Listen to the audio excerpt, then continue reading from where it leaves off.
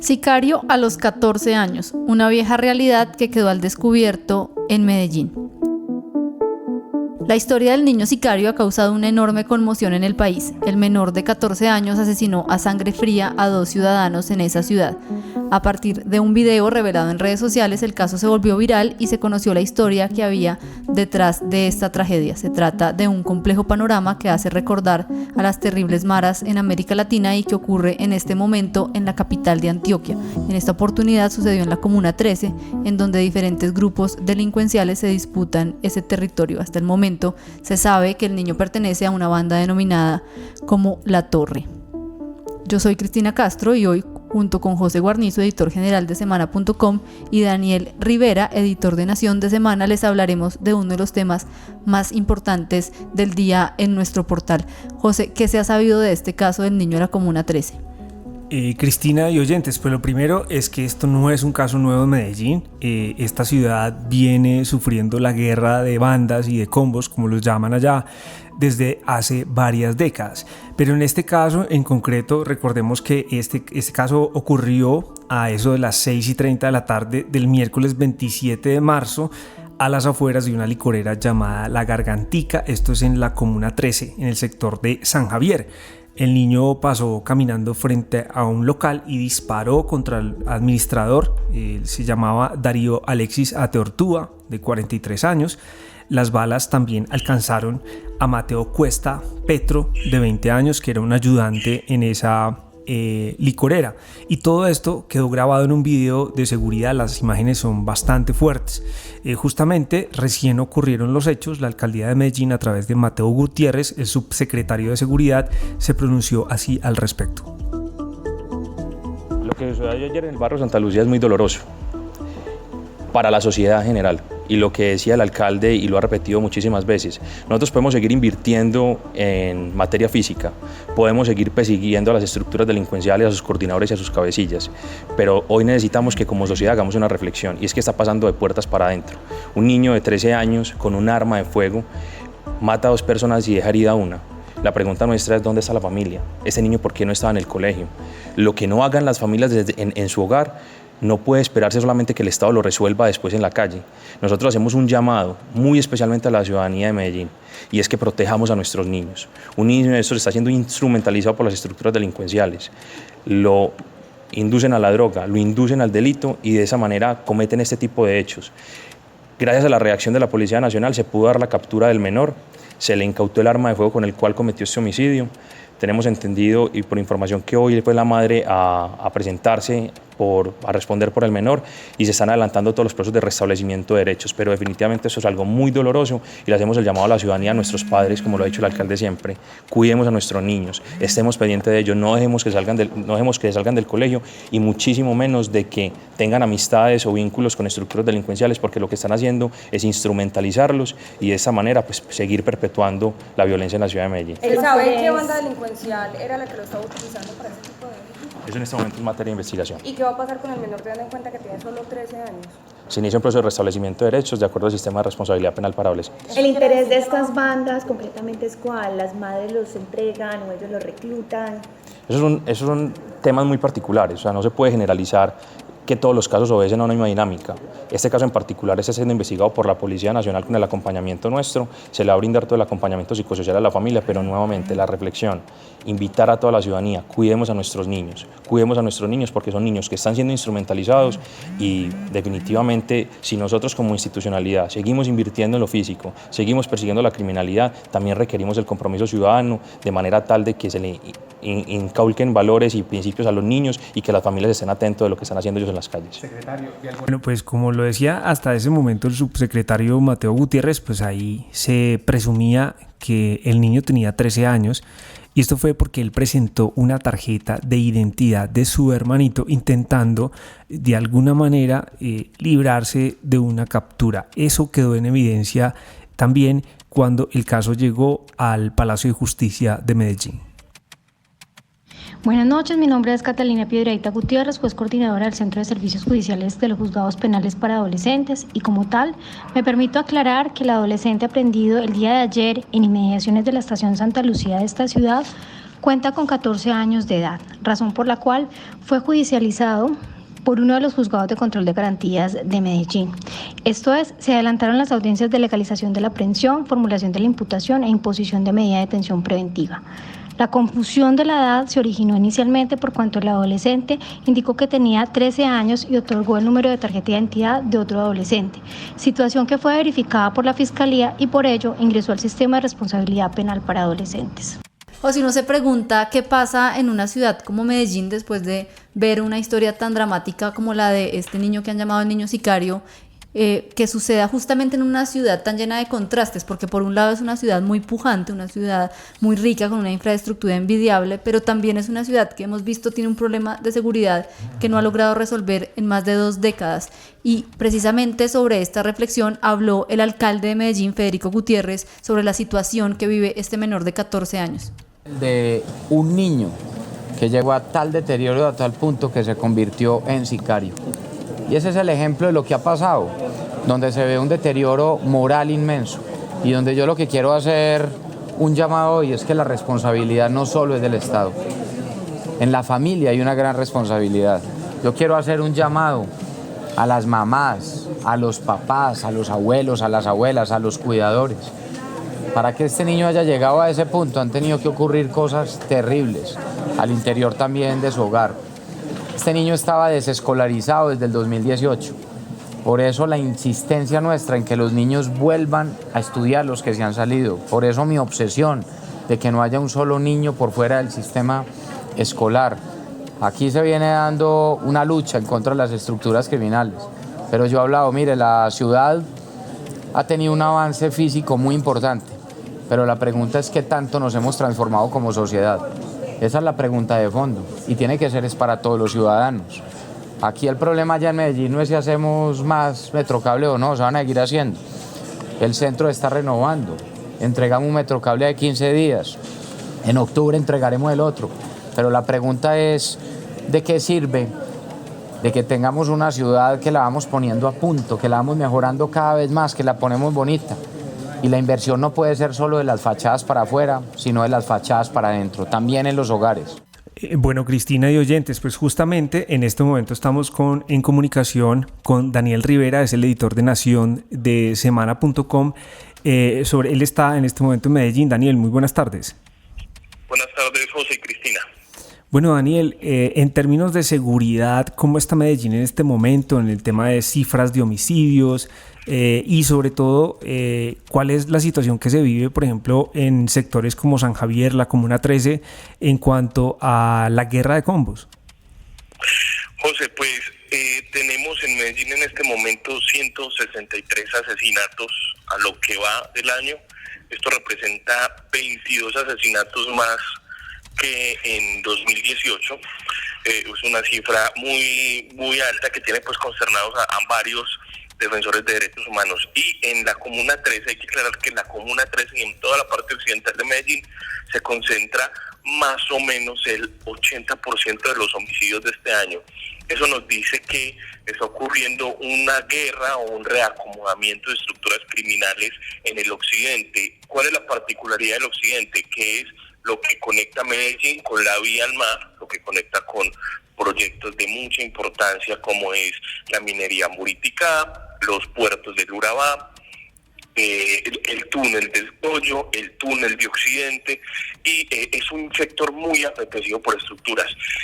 Muchos analistas están hablando de que en este momento en Medellín hay una guerra fría de combos. Esto quiere decir que mientras las bases están en guerra, los jefes financian una guerra, pero no se tocan a ellos siempre y cuando, como se dice en la calle, no den papaya, ¿cierto? Obviamente estos grupos se alimentan de menores de edad por una cosa muy simple, y es porque con los menores de edad evaden más fácil la ley. Son pelados de 15, 16, 17 años que no son procesados fácilmente, se meten por el lado flaco de la ley. Y también hay que recordar que los combos han usado por muchos años a niños a los que les llaman carritos. y los carritos son niños que cruzan drogas y armas de un barrio a otro, de una cuadra a otro, y entonces es el combustible de quienes después se pueden convertir en jefes de una olla o incluso en sicarios. Empiezan desde niños ganando un dinero por transportar droga y luego se vuelven personas mucho más, digamos, importantes dentro de la estructura criminal.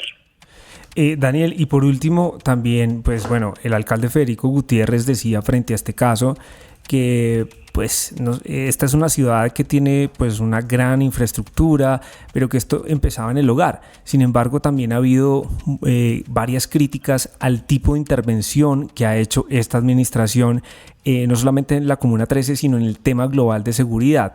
¿Usted cómo ve lo que ha hecho la alcaldía de Medellín para enfrentar la criminalidad?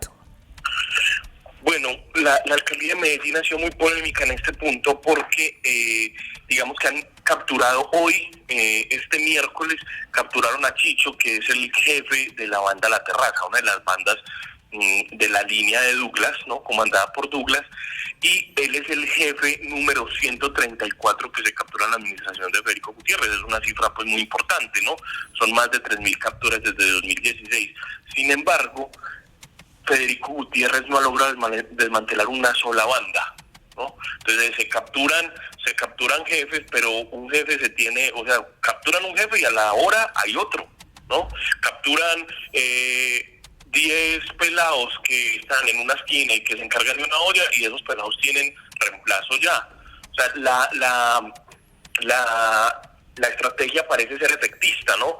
Porque es muy rimbombante, entonces te dicen que capturaron a un cabecilla, pero eso no nos está diciendo que están desmantelando una estructura. O sea, que es una estrategia que muestra resultados, pero que no cambia la realidad de los barrios. Además, corporaciones como Región han criticado duramente que el alcalde Federico Gutiérrez quitó presupuesto a los temas culturales y educativos que venían dándole muy fuerte desde la base a estos combos, porque los pelados entonces crecían y se encontraban con oportunidades, con becas, con programas de estímulos creativos, pero eso se ha ido diezmando. Además, como dice Jorge Giraldo, el decano de la Escuela de Humanidades de AFID, que es una de las personas que más conoce el conflicto urbano en Medellín, pareciera que la estrategia de Federico Gutiérrez es perseguir fleteros en un helicóptero, ¿no? Porque los resultados se muestran en Twitter cuando capturan a un fletero o cuando capturan a un ladrón que se montó en un bus, pero no hay una desarticulación de los combos finalmente. Bueno, Daniel, usted estuvo hablando con alguien que conoce mucho más la realidad ya en terreno, ya en la Comuna 13 y sobre todo en este sector de San Javier. ¿De quién se trata? Estuvimos hablando con James Zuluaga, él es un líder de la Comuna 13 que está con los muchachos en clubes deportivos, los acompaña, los saca de los combos, y él conoce muy de cerca la realidad de San Javier, de la Comuna 13, y nos va a contar un poco de dónde salen estos, digamos, niños sicarios y cuál es la problemática que se vive al interior de los barrios de Medellín. Claro, el joven es de la Comuna 13, lastimablemente pues ya llevaba tiempo en ese proceso delincuencial y que ya había tenido algunos procesos de judicialización o de captura, pero que lastimablemente por la condición de ser menor de 13 años, pues les había tocado dejarlo en libertad, lo que es bastante complicado. Pues realmente diariamente salimos a dar vueltas en todos los barrios de la Comuna 13 y es frecuente ver jóvenes menores de edad en esta situación. Incluso hemos hecho un análisis de que más o menos el 60% de los jóvenes de la Comuna 13 que están insertos en los grupos armados serían menores de 17 años. Y estamos hablando que solamente en Comuna 13 los integrantes de los grupos armados estarían llegando más o menos a 1.000 personas, o sea que más o menos 600 jóvenes serían menores de edad. Pues realmente reclutación o vinculación no se tiene muy clara. Lo que sí sabemos que es la descomposición social y la falta de oportunidades y de inversión social que se presenta en estas zonas de la ciudad de Medellín por parte del Estado es lo que hace que estos jóvenes ingresen a los grupos armados. La falta de alimentos, la falta de un estudio y la falta de como un vestuario ayuda para que lo que no consiguen a través del Estado, las estructuras criminales sí se los brindan. Las estructuras criminales les brindan un recurso económico semanal, les brindan un recurso material en ropa o en otros implementos como motos mensual, y les brindan un lugar donde vivir mensualmente. Entonces nosotros hemos hecho un análisis, por ejemplo en Comuna 13, en los últimos 4 años incrementó los jóvenes al servicio de los grupos armados. Tenemos un promedio de combos en la Comuna 13 entre 25 y 30 jóvenes.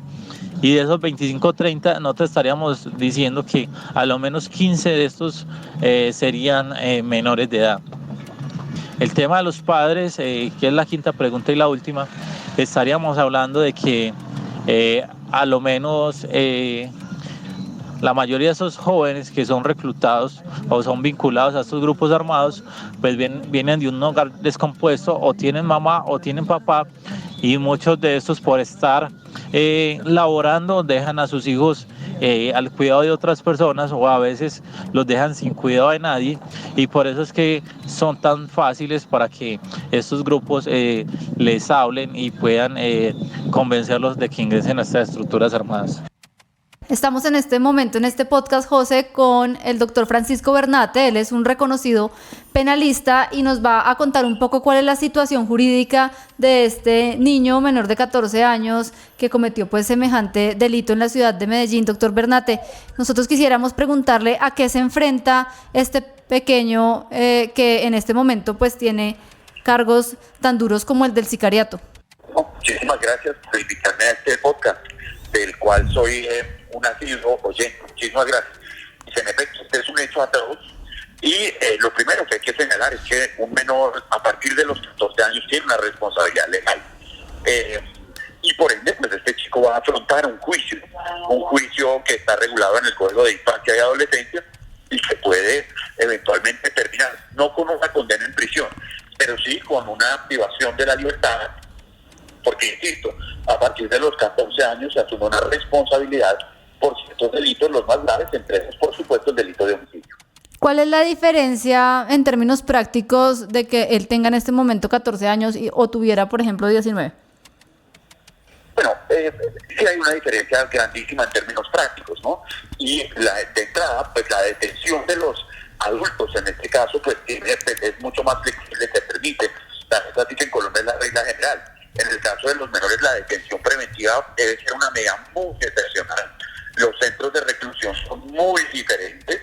En uno y otro caso tienen una finalidad diferente. Los centros de menores o centros de acogida, si pudiéramos llamarlo así, pues pretenden una reducción del menor, mientras que en el caso del adulto, pues no solamente es un castigo, sino también una oportunidad de resocialización. Entonces el enfoque es radicalmente diferente. Esta mañana, durante la audiencia que tuvo lugar respecto pues a la situación de este niño, el funcionario judicial que tiene el caso llamaba mucho a los periodistas y a las personas en general de la opinión pública a no llamarlo a él como el niño sicario. Él decía que al ser un menor esa expresión también afectaba sus derechos y que tocaba pues entender que no se trataba y no se debería juzgar en el mismo nivel de un adulto. ¿Qué piensa usted de esa reflexión? No, he visto mucha censura y mucha limitación a cómo debemos referirnos a esta persona de una absoluta prevención, pero pues la realidad es que es un niño que cometió un acto de sicariato. Lo que pretende la ley es que no se exponga a él en cuanto a su intimidad o en cuanto a su personalidad, pero pues a las cosas hay que llamarlas por su nombre. Yo creo que esto del lenguaje políticamente correcto o correcto, pues no puede llevarnos a un extremo en que no podamos llamar a un niño sicario lo que realmente es, ¿no?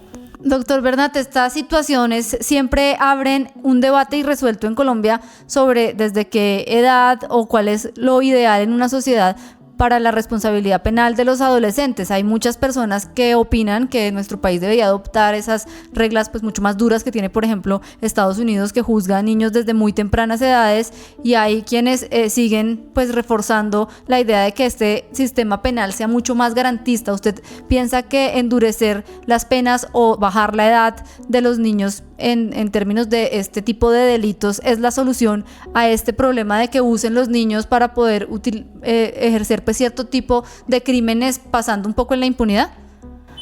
Pues este es un debate que nuestro país ha dado de una forma hipócrita, porque mientras por un lado se pretenden aumentar los castigos, disminuir la edad, y se observa el sistema norteamericano como el gran paradigma, un sistema que ha llegado a condenar a prisión perpetua a menores de edad, y donde la misma Corte Suprema de Justicia ha tenido que poner límites para que no los vayan a matar por la vía de la pena de muerte, pues no puede ser un referente. Y el debate en Colombia es absolutamente hipócrita. ¿Por qué? Porque mientras por un lado queremos bajar la edad de la responsabilidad de meter presos a los niños, por otro lado les negamos derechos como el voto, el derecho a conformar una familia, el derecho a una sexualidad. De manera pues que si vamos a dar el debate, démoslo de forma integral. Entonces vamos a bajar la edad de responsabilidad para a los 16 años, pues perfecto. Que a los 16 años las personas puedan votar, conformar una familia, tener una sexualidad plena.